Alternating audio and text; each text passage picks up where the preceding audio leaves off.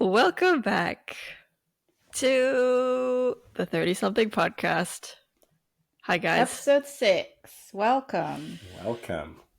Episode 6. Today is very, very exciting because we've got our first ever guest. We've got Fabrizio Tullio. Thank you very much. Thanks for having me. I'm delighted to be here. I can't wait to talk about friendships with you guys. We've got a lot to cover today. But before we get into it, how are you guys doing? Good. We just had some pasta, so we're both happy. Yeah. Tummy's full. Excellent. Fab, is this your first ever podcast? No. This is my second ever No, this is my second. No, I know. This is my second ever podcast. Whose podcast have you been on? I've been I don't know whether it was a podcast now because it's kind of like, oh, was it a podcast? Or was it a porno? It was not a porno. It was not a porno. And I need to get paid for that. It was. For the porno. It was actually my friend's Hannah's. Remember they half Japanese. Yeah. And I remember I was being interviewed by her.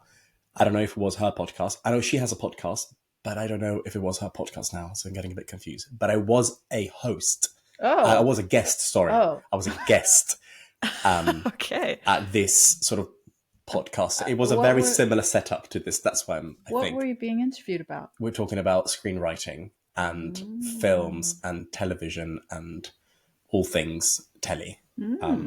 It was very cool. Very cool. And she's a so you're a seasoned guest. No, not really.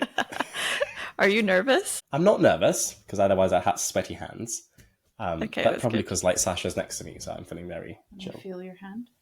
Okay, Sasha has a I'm calming sweatier than energy. You see, they're not clammy. I'm sweaty. I'm chilled. But Sasha's hands are often a bit clammy, aren't they? Doesn't it for the word clammy, doesn't it have to be like sweaty but cold? Or am I just making that up? I don't know. I say I get Well, clammy Maybe that's hands. what I Sweaty think but of warm. with clams. Like clams are cold. Like then oysters as well. They're sweaty and cold. Like, how often do you feel wet hands that are warm? Mine are wet and warm. You want to really? hear them? Imagine we just hear like wet Yeah, noises. quite moisten. Yeah, they are. I guess like Okay, you're wait. like me. I have to finish my intro to you, Fab. Fabrizio, he is an actor living in London, and we've been friends for many years. Oh, you can find him on social media. On what handle? At Fab Says Hi. No spaces or underscores or anything, right? All Fab says one word. hi. He does really funny skits on there, so take a look. And we've been friends for a long time. Well, our friendship with Sasha and I have sort of weaved in and out over the years. Do you want to give a really quick intro to how we met? Is that interesting? Yeah, so we met. Super interesting because we met as not quite adults. We met as teenagers. That's what I remember, and it was 2000. All right, that's I can't remember that 2010, 10, and it was in Portugal when you guys were living in Portugal, and I was living in Italy. We had a house in Cascais. That's where you guys were living, and it was just like it was my first summer in Cascais. I met your very good friends Anthony, and then through him, I went to a sushi night, and that's where you guys were at a sushi night. We had a competition. We had a sushi competition who ate the most sushi, and that's Was that where the we night met. we had like 20 people there, and we were like obviously grouped off into Yeah, we were in tables, and each teams. table was having a competition as to how many plates, like empty plates, they could generate. That is it. Yeah. That is it. And I can't remember who won. We didn't win, but I think we were in the same team. I think it was my table. Whoever was with Jonathan. And me. I think it's me because Jonathan loves sushi. He was an absolute machine. I don't remember who else was on our team, but it was funny. And we basically But that's rolled where I out of met the you restaurant. guys. Yeah. It's quite funny. The thing is, we're still friends. We got to know each other as teenagers, and we're still friends as adults. Correct. What an Even excellent though- segue. Indeed. Can I What a also great can I tell a yes. funny story about our friendship? So we saw each other a lot as teenagers, and then when we were at uni, like a couple of times, right? When I was visiting London one time, we hung out. We went to an event that Marcella was hosting. It doesn't matter. And we were going home on the tube, and then I think you were laughing at something, and you like put your hand on my leg, and I was like, oh no, because I didn't know you were gay. No, I think what? Yeah. When we were young, we didn't know you were gay, or Tanya thought she knew, but I didn't know. All right. And then I was like, oh no, not this. No. So then I didn't like talk to you for like years. That was Wait, that was the reason. That was the reason. I mean, what? We also didn't have much reason. We weren't. No, like, we're in the same city. We were in the same city. We So were just a single touch of the leg. We weren't. I was weren't. living in Norway. And yeah, stuff. we weren't in the same city. Yeah, and then when we moved back, or when I moved to London, Tanya and I had a party, I think. Yes, in and your we flat. invited you, and that was the longest time that I hadn't seen you, and I was. It was partly because of that leg touch, and then at that party, you mentioned something that revealed that you were gay, and I was like, "What?" I'm a raging homosexual. So wait, that was like, I mean, it's like good overthinking. But I love that. Was I overthinking? A little bit, I think, because you could have reached out. I could have, but you could have as well. I could have as well, to be honest. And then we reached out when you came to London. Yeah. And I was like, throwing a party. I'm coming. Yeah. That's really funny. And did it just come out then? Was I like, oh yeah, I'm a raging homosexual? Is that what happened? I don't know what you said. I don't know what you said. Because I was straight acting. I'm raging homosexual now. I'm straight. When I get castings, I probably shouldn't say this. No, let's forget about castings. It's another episode. Let's forget about castings. Reveal. But I kind of was playing it straight for the longest time. Yeah, I was playing it straight would for say the longest time. you definitely come across a lot gayer than you used. Yeah. To. Well, I say babes, love, darling now. You know, all that. Have you got a straight voice? I haven't got a straight voice, but this morning I did the gayest thing. My flatmate's girlfriend walked in the living room. I didn't know she was there because she lives in Italy, and I just screamed. It was so high pitched because you were surprised. Because I was like working, and then she walks in, and I go like proper like Jonathan Van Ness, like, and I adore him, and I went proper gay, so he'd be proud. He'll surprise you, and you'll go full gay. Definitely, if will not surprise me, scare me, anything, and I will go high pitched like, I don't know, what's that, the singer. Mariah Carey. Ariana Carey. Yeah. Okay. Ariana Carey. Mariah Grande. Mariana Grande, sort of high pitch. Mariana. Okay. Shall we introduce what our topic is today? Have we already done that? No, we haven't. Sasha, please do. Yes. We have decided to try to talk about, because there's a lot to talk about, adult friendships.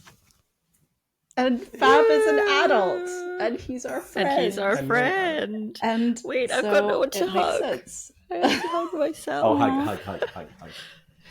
Thanks, guys. I'm all alone here. I'm in a new city, actually, Porto. That's why there's a new background. Forgot to say that. And I've got the Porto sun in my face, making me look more glowy than I actually am.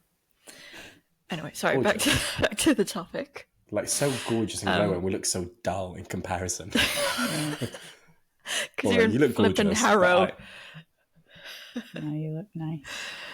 You look nice in my shirt. Thank you. Well, shall we start by talking about what we mean by adult friendship? How is it different from friendship when we were young? Mm-hmm. Would you... Did you have any thoughts, Tan, or shall I start? Or did you have any thoughts, Fab? Well, I can start. Okay, go. I can start. Well, I guess something that you're not really prepared for, I think, when you're young, is the drastic change in the conditions for building friendships once you leave school. So I want to just describe that. And I'm sure everyone who's an adult has probably realized this by now. But like the fact that you grow up in school in an environment where every single day for like 7 hours a day, you're with a group of people who's in the same stage of life as you, and you're essentially forced to make friendships in a way.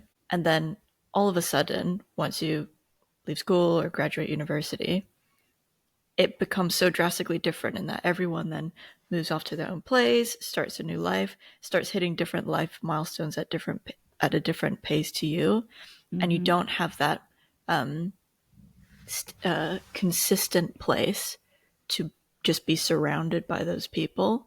Means that all of a sudden it's got to be like 100% initiative to make those friendships and to sustain those friendships. It's such a drastic change, and I think a lot of people aren't prepared for that.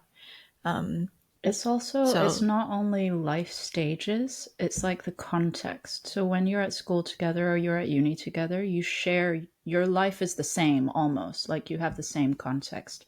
So there's a lot that you have mutually understood without needing to explain that to a new friend, you know? Whereas as an adult, it's like when you meet a stranger and try to make friends with them, you could know nothing about their life. Yeah. You know? Go on. Me? Oh. Well, yeah, I mean, it's really just that. So, like, and I think it takes years to develop the skills needed to build and sustain adult friendships when you're not in that environment as a child because of all that initiative you need to take. And to do that alongside now having to learn to be an adult and like get a job and sustain that, and okay, now I've got to take care of myself in really menial ways, like cook food and go grocery shopping, clean the house and all that, and then having to sustain friendships as well as So I want to know, like, for you guys in your experience, what was it like leaving a school environment and navigating that transition? Do you mean school? Do we include university as school, or do we not include university? Well, do you see it as different between the two? Well, not for me. That's why. So between high school and then drama school, in my case, it was pretty much very similar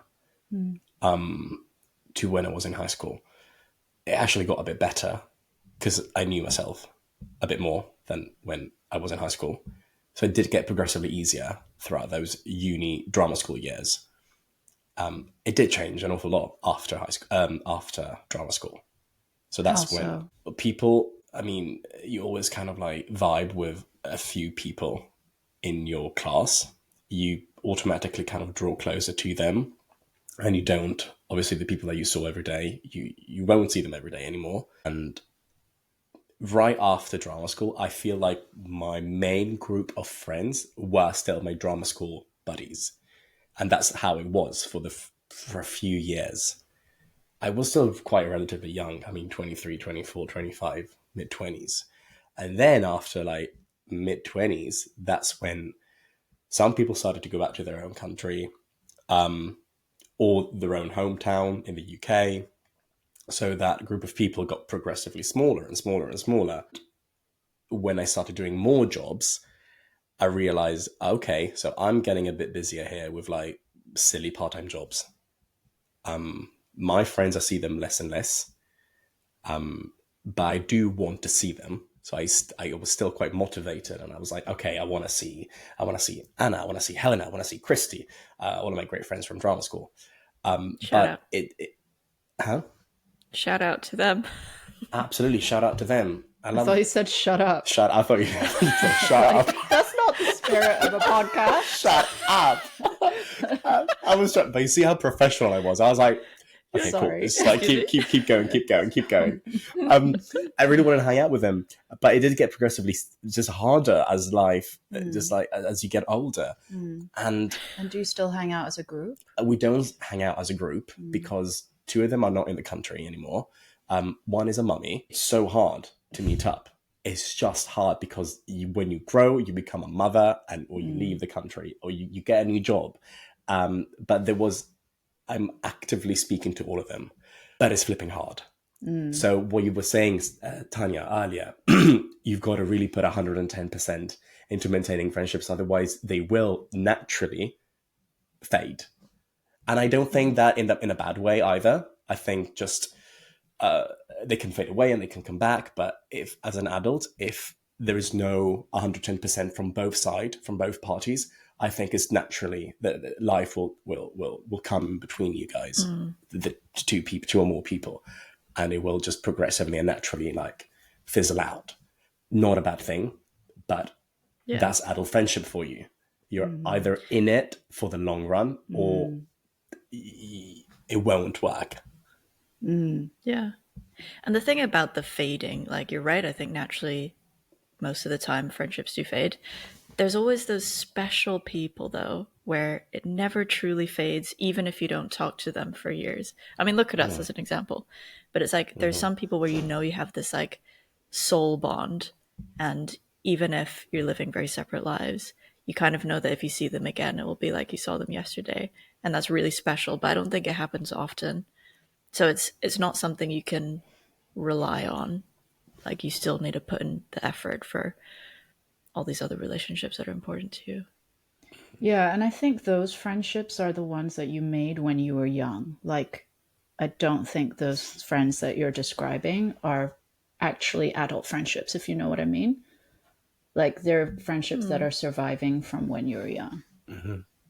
Yeah, I guess most Right. of them. What was your experience like, Sa, coming out of uni? Well, mine was quite different to yours, at least. Just because from uni, well, actually from school, it was different already at uni because we had such good quality friendships at school, and I couldn't quite get that at uni, especially with British people, because they're less affectionate and less willing to admit that they love you and, that kind of thing. That's a broad paintbrush, but yes, generally speaking. Well, I think it was definitely true with the friends I made, the British friends I made at uni, which, I mean, it's surprising because one of them is still like one of my closest friends.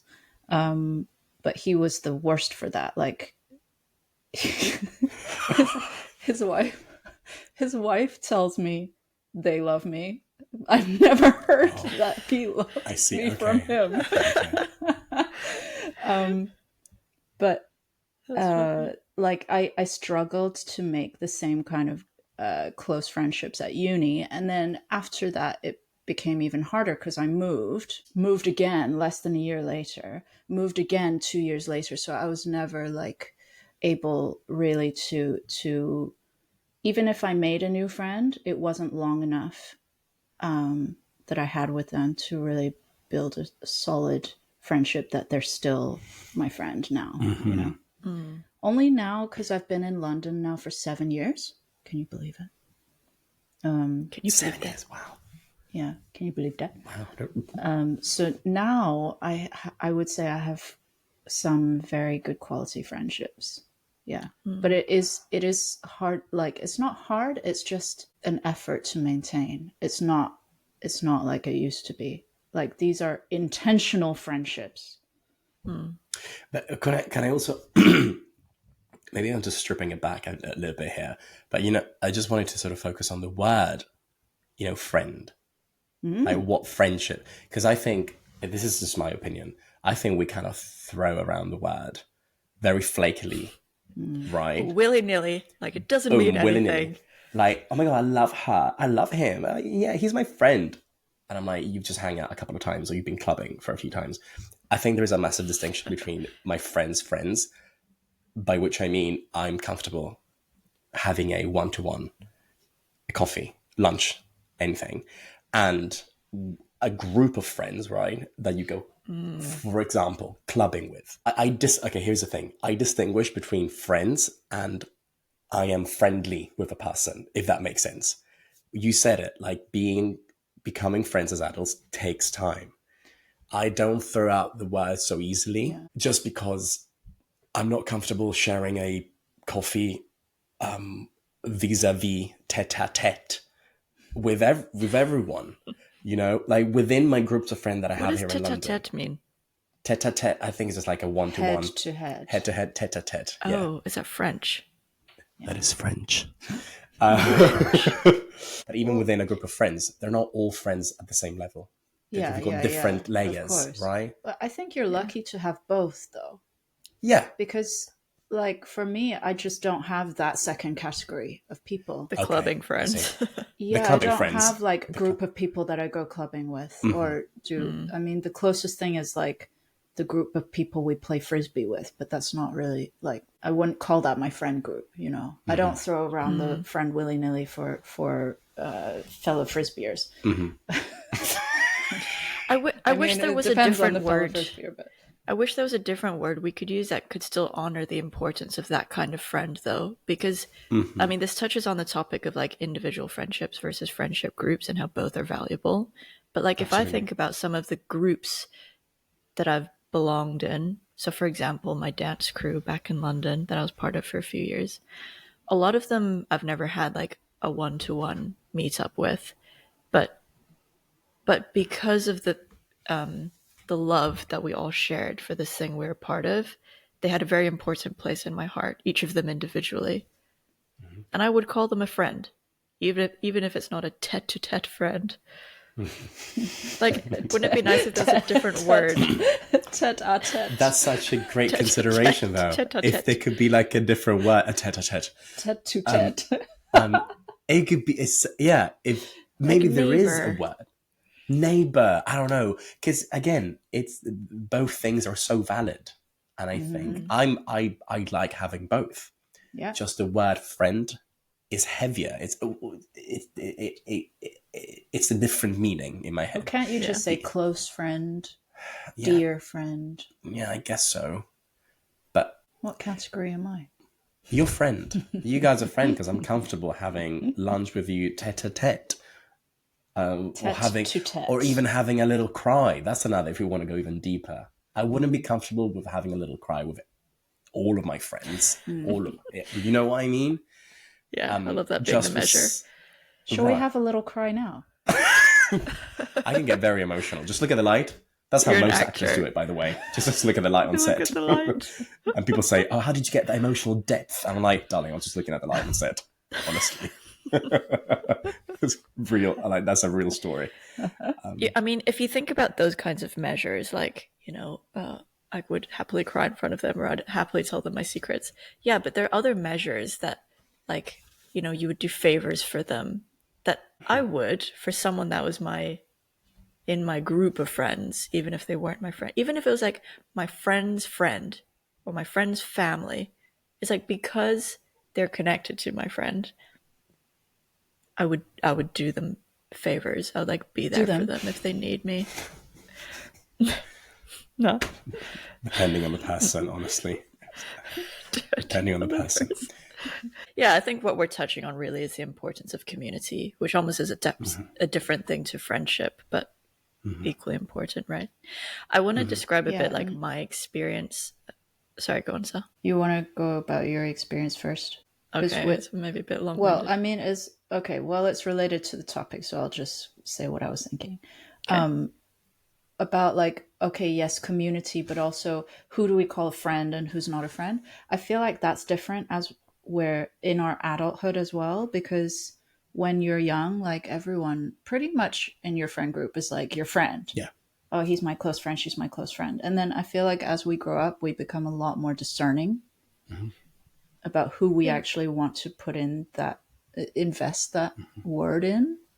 So I think that's why maybe, like, we have fewer friends. Fewer close friends. Yeah. Fewer close friends. Interesting. I would say I have fewer friends, not fewer close friends, than when I was young. So all the peripheral friends, you could call them. Oops. Sorry. ASMR. I don't have that anymore. I only have my close friends. I see. I'm more discerning that way. Okay, interesting. Why are you whispering now? Oh, you got into an no, because I think I have to drink some water. Where's your water? Right here. Okay. Okay, so I think my experience was a little bit unique coming out of university because, and I guess I've lightly illustrated this in previous episodes, but I was in a relationship and almost immediately moved to London after university and was kind of injected to my partner's existing friend group.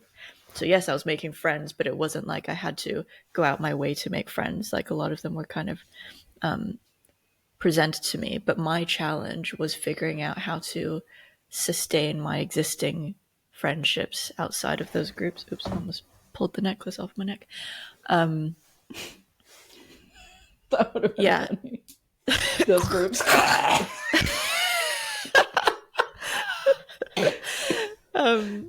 Yeah, and like that was surprisingly difficult, especially because a whole bunch of them were in London. And like it was so silly how difficult it was to even maintain those friendships. And London's pretty big, so sometimes in London it's kind of unique because it often doesn't feel like you're in the same city because Mm-hmm. it's just such a chaotic big city. Mm-hmm. But anyway, I wanted to raise a couple of anecdotes about situations in which I have had to go out my way to make friends because that haven't hasn't happened often. Like often it will happen naturally in the context that you're in. But if I think back to one time at university, I think this was day one, no, maybe day two of university, right? So firstly, I enter my dorm for the first time with my suitcase and everything. And I thought, you know what? I'm going to leave my door open so that I can say hi to people walking by. I was like, oh, that's a good idea to make friends that way.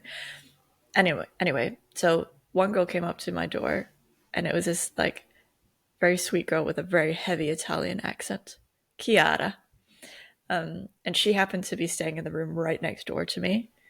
So we had a friendly chat and whatever. And then that night, or the night after maybe, I knocked on her door to invite her to go to the Union Bar together because there was a party going on. I was like, I want to go, but I don't want to be alone. So I invited her. And she was like, great, because I was not going to go alone. So we went together. And then we decided to, when we got to the bar, we were like, okay, how do we approach people now? Like, what's our strategy here? And I said, why don't we do this? Why don't we just look at the room, pick a table that looks the friendliest, and just go sit with them? And I remember scanning the room and seeing this one guy, and there was just like an immediate, like, he's cool. Not cool, but it's like, I like him. He looks really friendly. And I just like immediately have this vibe just by looking at him. And we went and sit down with him. This guy's name is Pascal. We went and sit down with him. And that guy became one of my soulmate friends that I'm still like friends with to this day. And And like so you did can almost Kiara. so did Kiara, indeed. So did Oh Kiara. my. But that was almost coincidental. I mean not coincidental, contextual because she was living next to me. She still happened to be one of my soulmate friends, but yeah, I think it's nice to know that even though it doesn't happen often, you do have this like instinct with people that if you follow it and you take that initiative, you'll often find that you're right about the instinct. Have you guys ever had experiences like that? But can I ask you, do you think you've had that instinct because you're sort of an extrovert? Because I think a lot of people, you were very proactive from day one. I think that takes a lot of courage. I want to make friends. I'm gonna leave the door open. Then you met Chiara. You knocked on her door. That's already like a big step for people who might otherwise feel, oh God, this is really awkward. But you just went for it. Hats off to you. You went downstairs to the Union Bar. You saw Pascal. You were like, I'm going to talk to you. That's, I think, already so many steps that so many people wouldn't even consider because it's a hindrance. It's so difficult. And I think it is really hard to make a conscious decision. I want to be friends with you. Hats off Yeah. to you because I don't think I would have done it. So, question is, sorry, just to bring it back to you. Do Yeah. you consider yourself to be an extrovert? Yeah, it's funny you say that because when I think I did up until maybe my mid 20s. Like as a kid I was like super extroverted. And I look back on the anecdote that I just said and I'm really proud of myself for approaching things that way because it wasn't super uncomfortable for me because I was kind of extroverted, but I was like really trying, I guess. And like since then I haven't done that very much, I think. But yeah, like I kind of turned into a bit of an introvert, or maybe just revealed how truly introverted I was in some senses. And now that I'm older, I think I realize like how limited my energy is for people, or it's like very selective how I use my energy with certain people, and it can be really draining to be with a lot of people for me. And I also love my own company, but I kind of have always felt that way. So maybe I've always been a bit of a shadow introvert. What about you? I think I'm an introvert, by which I mean I feel very uncomfortable approaching people, and I always have from ever since I was a child. I'm just not comfortable talking to new people unless they're introduced in the conversation. But is that shyness or introversion? Wait, let's break it down. Introverted means Well, the definition that people say nowadays is that introverted people get tired from social interaction right. and need to be alone to recharge. Okay. Whereas extroverts get energy from social interaction. I think I'm an introverted person when I don't know the people at a given situation, social situation. Yeah. But I'm an extroverted if I'm with my friends because they give me energy. But the same. But I wouldn't approach new people. End of. Unless I felt extremely attracted to them. I thought, wow, I just need to talk to you because I find you really hot. And I'm gonna go out of my way. Or So it's only in the like sexual attraction sense, not even like a I'm even attracted in to a your very energy. no, never attracted to your energy because I just get a bit like I just don't know what I just no because I've got very limited social battery. My social battery is just like if you're hot, I will talk to you, and something can be very It's very. worth I mean, it. we're honest, right, in this podcast. And Hotness overrides social battery. If I 100%, I derailed and I forgot what the question was. Oh, it's about introversion, have you ever extroversion. had an experience? Well, I guess in reality, it's a spectrum, right? Like people say, like, "Oh, I'm an introverted extrovert." Don't really know what that means, but it's like, yeah, we're probably all somewhere in the middle. Yeah, I guess to some so. extent. I don't think like Sasha's to make quite new far friends. in the introversion. Sasha's quite far on the introverted side of the spectrum. Yeah, I would say I'm very I don't know. Well, I'm introverted anyway. But there are certain friends that like I could spend all my time with. Maybe not all my time. I've never tried. But when I'm with them, I don't feel tired, but it's very rare. Okay, we just had to take a minute for me to fix my lighting, but we're back. And what were we saying? So with adult friendships, you have to be a lot more intentional. Like you don't have the everyday habit of being with your friends. So you have to actually make your friendship, maintain your friendship. It's not just a habit. But then I think it's just about making it a habit in a new way, right? Being intentional in a new way and being habitual in it. One way that I'm trying to maybe transform the way I touch base with friends is like this, right? So historically, I always feel the need to like every time I reach out with a friend who say lives in another country, I feel the need to be like, let's schedule a catch up. And then it's got to be like an hour-long catch-up, blah, blah, blah, blah, blah. I've also got a couple friends that will send me like a 10-minute voice recording, right? Which is just the worst way for me. Yeah, it's like it's lovely to receive. It's horrible to respond to. Like I'll procrastinate it for days. I'll have to listen to it like 2-3 times or like listen and make notes and then respond, which is so silly. But what I'm trying to change my attitude towards this in the sense that I now try to reach out for very minor things more regularly. So like just I don't know, send a random photo of what I'm doing, be like, "Hey, I'm at this funny thing." Or like, "Oh, do you remember that time when this really funny thing happened?" Ha ha ha. Or it's just like, "Hey, I'm thinking of you." But it's not like I want to know everything that's going on in your life because then it becomes a bit of a chore, doesn't it? There's not a nice way of putting it, but for you? so far so good, I think. Like I've got a couple friends who like it'll take like 5 business days to respond. I've actually got like some of my closest friends are not good texters, and it's particularly with them that I'll try and just like drip feed them a tiny little message and not expect a response. And sometimes I don't get a response, but that's fine. At least I've shown them that I care, and that I'm thinking of them, and that's what's important to me. I love how corporate you put that. Oh, I'll text my friends, and then they'll get back to me in 5 business days. I find that hilarious. I don't know why, because I'm not corporate, so that's why it's like, oh, that's very corporate talk. You're not corporate. I really like that idea. I don't think like I can do it because I don't even do that with you. Like I'm just not a texter. It doesn't ever occur to me to do that kind of little thing, unfortunately. Well, I've had to be intentional because that's not natural for me either. Like I don't love texting. I'm probably better than you at it, but I don't love it. I'm not even good at talking on the phone, to be honest. Like, I don't really enjoy sitting there talking. I don't know. Do I enjoy it? I think Really? sometimes it You just used feels to like too spend big of a chore. all day, every day on the phone when you were a kid. Yeah, it's true. I did, but now I feel a bit differently about it. And I'd either spend all day every day as a kid talking on the phone, or being like on MSN, like all day every day, basically texting or like Skyping with people. But now it's like, oh, I just like I want you in front of me. Yeah, brush it. Yeah. I want you in front of me.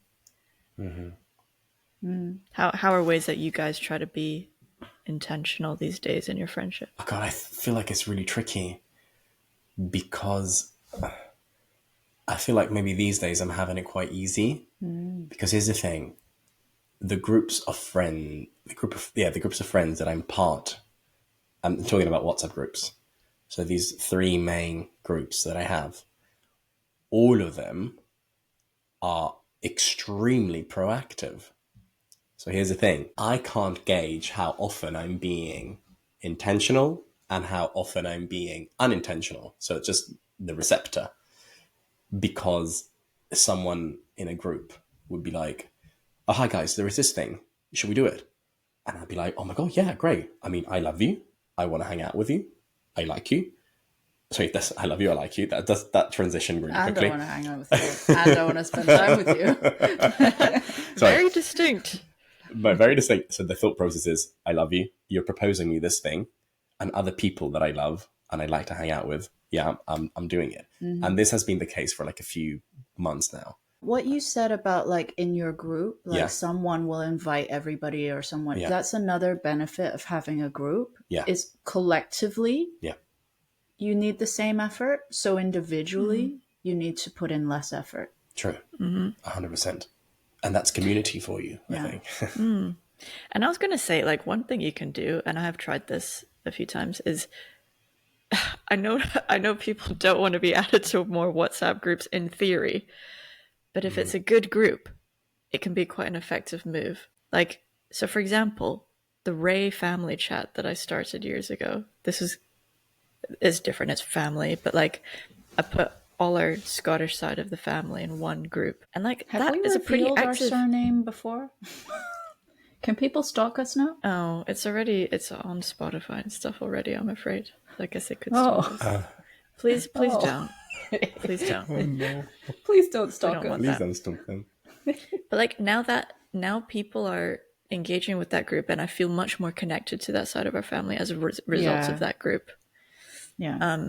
I'm super happy I did that. But I also did that with like a few friend groups. And like I started, this one has kind of teetered off a bit, but I started like a music nerds WhatsApp group with people who are just into like chatting about music and sharing music. And for a while it was really active, and there's like 20 people on there. That was super fun. It's teetered off a bit, but I'm glad I did it. So there's like ways that you can, like if you create those groups, it's like, you know that you individually don't have to put in that much effort, but something social is happening, and like bonds are being created. Did you create that group just to share your love for music, or do you actually hang out? So what's the content? We don't hang out. There are people like all over the world from different phases of my life. It was See, like that's purely a another music very nerds interesting. thing. So you don't hang out. So you just create. They're not your friends, but it's a communal passion, love, Yeah. music, and you got to know these people through this. No, they're her Well, they friends. were. These are I your friends. happen to Sorry. But know they're not friends everyone with in each there. other. They're not friends with each other. Okay. So you brought them together. Yeah. That's super. That's so proactive, Tanya. That's so proactive. Oh, that's how I'm sharing my tips. Yeah, that's really good. I think your viewers could be really thankful because that's how you potentially can make friends Wait, in I a wanna world share where with you. social media is Yeah, so part of our lives, embedded in our lives. I want to share with you another anecdote, if I may, just because it was kind of funny, like coincidental. But this was a friend or a couple of friends I made recently, and it goes back to the thing I was saying about like you have an instinct about someone and you're just drawn to them. But I was sitting alone in a cafe in Portugal, in a town that's like pretty sleepy town. And this girl walked in and was like chatting to the manager, and she immediately gave me such a good energy that I was like, "Oh, I should talk to her." Also because I don't really have friends in that area, so like I kind of have been open to making friends anyway, but I was like, "Oh, I should talk to her." Anyway, I sat there and just kind of got too shy too, so I didn't. But then when I left the cafe, I spoke to the manager and asked for his name. He told me his name. He asked for my name. I said, "Oh, my name's Tanya." He said, "Oh, that's funny. The other girl that was sitting here is also called Tanya. And she's like a famous artist from Ukraine." I thought, "Oh, cool. Am I revealing too much about her?" No, people can go follow her. Her name is Tanya Rivalis on Instagram. She's a great artist. Anyway, so I followed her on Instagram and sent her a message. I was like, "Hey, we were sitting in the same cafe. The manager told me your name was Tanya. How funny." And she said, "Oh, let's go for a coffee." Great. So we went for a coffee, right? We found out we had loads of stuff in common, had a great chat. And she's like, "Oh, I've also got a sister who has loads of stuff in common with you as well. Her name is Marie," which is funny because my middle name is Marie. So it's just all so weirdly coincidental. And then I met her sister, and then like we hung out a bunch over the last couple of weeks before I moved up here. But I feel like we're friends now. Like if they wanted to come and visit me in Porto, I'd be happy to have them. But it's just a funny like there's an instinct. I didn't follow the instinct initially, but the universe kind of made it happen anyway, and I was proven to be right about the instinct. So it happened again with you. You do get I never get these instincts.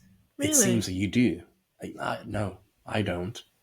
Oh, I really You want to don't talk to ever that like person. get a vibe? Really? I You're get never a like in vibe. a. I love watching people.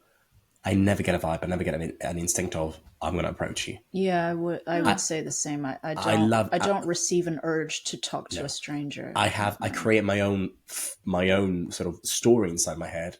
I think, oh wow, you're so interesting, and you're just so particular. And there's something that really draws me to you. I would never talk to you though. I would be the spectator. That's it. Because I love to people interesting. watch. I love people watching. So fascinating. But I wouldn't actively approach Interesting. that person. How do you think? How do you think your life would be Well, different if you did approach? you'd have way too many I friends. think it'd be harder. I was gonna say, I think it'd be harder. I don't Oh want yeah, to. you're I'm capped out glad on friendships at the moment, aren't you? I'm capped out. Yeah, I'm not. No application until 2028. Thank you very much. Yeah. Auditions.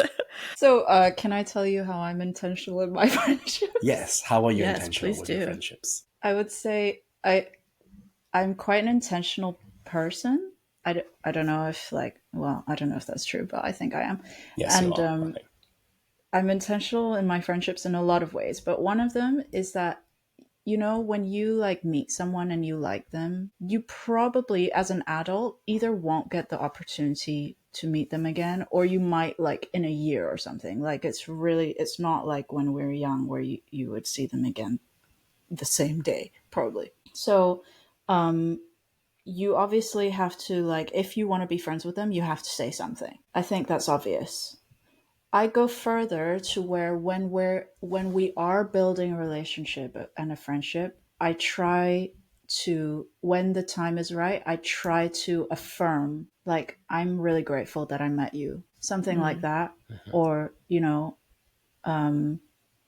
I usually actually do talk about how hard it is to make adult friends, and I go, "That's why I'm so glad that we're friends now." And like, I think that people should approach new friendships like you do with dating. I like you. I want you around. You know, that kind of thing. I usually do that if I'm I like making a that. new friendship. Yes, I agree. Words I of like that. affirmation. Yeah. To be honest, Yeah. I think I do that unintentionally. Like maybe because I'm quite affectionate anyway. Like I think maybe naturally I show that that person means something to me. But if you're not naturally like that, I think That's you're nice. right, Sa. Yeah, no. It's really good to purposefully do that. Because I think, Yeah. especially Yes. in adult friendships, like it's rare that you'll get that kind of bond where you guys just know what bond you have, especially if it's like a new friendship. Like adult friendships sometimes take a long time to build, that you spend a lot of the first while of your friendship not really knowing how the other person feels about you or where they Yeah. stand or like how much you can ask of them, what Yeah. favors you can ask of them. I think like being intentional with what you're willing to offer and how much you love them is important. Yeah. And another thing I wanted to say about the what you can offer, one way that I try to be intentional these days in my friendships is offer to help, but particularly with really boring things. Because I think like as adults, a lot of our life is like dealing with boring things, Yeah. sadly. Like whether it's moving house or like building furniture, whatever. If you have a friend that tells you they're doing that, I think it's a really nice thing to do to offer to help because Yeah. one, it means that they might be, if they're willing to accept help from you, it means you can ask them for help in return.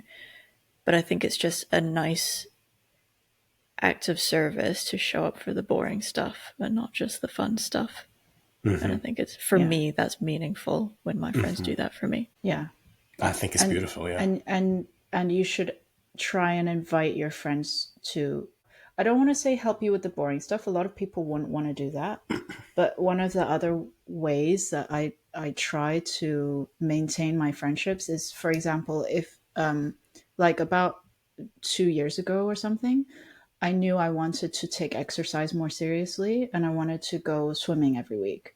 So I asked my friend, or maybe she asked me, I don't remember actually, but it was like, let's make a deal together. Let's motivate each other. Let's go swimming every week. And that became our thing. And that really built our friendship because we were new friends and we became really close. So like trying, I think that's part of it. Like you're so busy with your adult life. And then it's like, oh, and I also have to maintain my friendships. No, you can combine them. Like if you have a, a day of housework, maybe you have a friend that you're comfortable enough to ask to hang out in your house while you do housework, you know. But it can also be more fun things like exercise, or oh, I want to learn to do pottery. Are you interested in that? Let's go to that course together. That's what Yeah. we did. Oh yeah. Yeah. We went to a workshop. They Yeah. went to a workshop. Yeah. Yeah. I Yeah. did exactly. I was maintaining my friendship with you and doing something that I wanted to achieve. Yeah. Yeah. But also going back to the what Tanya said about the boring stuff, actually, right? I think if we move that, as opposed to just being one person helping out another, a friend helping out another friend, say again, we go back to the community, right? Groups, a community of friends, a community. One of my friends, he just bought, and he's a really good friend of mine. He just bought a house, a few months ago. Woohoo! He literally Shout out. shout out to Bruce. Well done, Bruce. Good Well job, done, Bruce. Fucking- We're proud of you. Well done, Bruce. Fucking brilliant person Bruce is. And he Brilliant. asked whether we could help him move in. Like stuff, from everything from moving through to his new flat with the van to his old flat to a new flat, unloading everything. And there was Was this about the gym 5 or group? 6 of us. This was the gym group, and we How all did it. convenient So to have a group of buff Through men that. as friends. very, very strong men. But we turned something mundane and really bloody boring into a half a day of, okay, we're just hanging out together, helping out this person that we really love, Yeah. into a new chapter in his life. And so the dynamic changed. Yeah. If he had done it alone or with, I don't know, a man with a van, it would have been very different. He asked us, "Hi guys, can you please help me out?" Of course, we all said yes. Not Now everyone in the he's got group, men because with a nobody. van. And now he's got men. Now he's got 6 men. Men with a van. 6 men. Men with and a van. Men with a van. And that just turned the whole situation around. And I'm still laughing at and I men thought that and was van. beautiful. Men and a van. Men in a bin.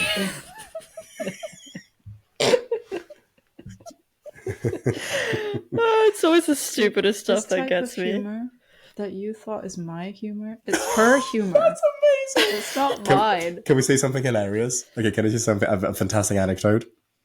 Okay. I don't know how it happened, where it came from, but for the longest time, there's a very specific word that I've been mispronouncing because I thought it was Sasha's humor. But then she was like, no, it's your humor. For the longest time, we've pronounced the word, and I think you know this, Tanya, cake. We've pronounced it. I've pronounced it. Kake. Just I because. love how you paused and like made sure to enunciate. Oh, okay. Every time you're with me, I feel like you've said the car care. But it's not so only I just kake, it's other words that we just How randomly does that word mispronounce. come up that often? That's a thing. I really don't think it does. Not anymore, but for the first few years, I was like, that's very funny. I love Sasha's humor. I'm just going to keep saying kake. But then it turns out that it was my humor. But then it turns out that it was her humor as well. It was both of our humors together. And I don't know how this came up. It's like the mispronunciation of words. Like we would do it all the time when we were together because I thought that was your humor. But you thought that it was my humor. None of us find it funny. You created a sub-humor. It was a subcategory of humor, yeah. And kake just stood out of all the many words that we mispronounced. Fantastic kake. Yeah, it was funny when we discovered. When we realized. I think you're like, I love your sense of humor. I was like, Like, oh, what, man? That's not really my sense of humor, Yeah. actually. Great. You're like, Like, what? that's your sense of humor. Fantastic. Really funny. All right, guys. I think it's time to wrap up part 1 of this conversation. Okay. Part 2 will be coming in 2 weeks' time for you. For us, it will come immediately. I think in part 2, what do we want to cover in part 2 as a little taster? I think we might be covering more to do with like the difference between female and male friendships and also like friendships between straight men and women, with gay people, what the differences are there. What's that music? It's like background. It's like sexy music. Oh, okay. It's sexy. I didn't realize that's where we're going with it, but let's find out. All right. So thanks for listening, guys. And thanks, Bye. Fabrizio. See you in part 2. And Bye, Sasha. see you in part 2. See you in part 2. Okay, let me blow my nose and we can start part 2.